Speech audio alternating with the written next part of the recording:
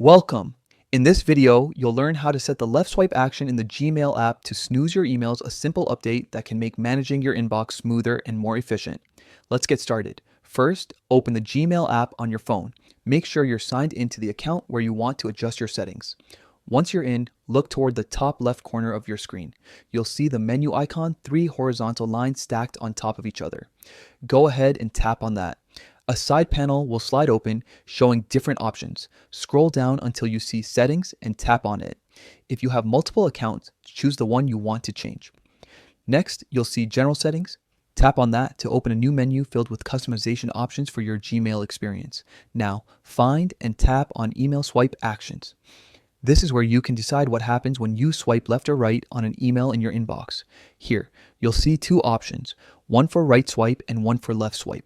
Next to each of them, there's a button labeled Change. Tap on Change next to left swipe. A list of possible actions will appear, things like Archive, Delete, Mark as Read or Unread, Move to, and Snooze. From those choices, select Snooze. That's it. Now, whenever you swipe left on an email, it will snooze instead of performing a different action.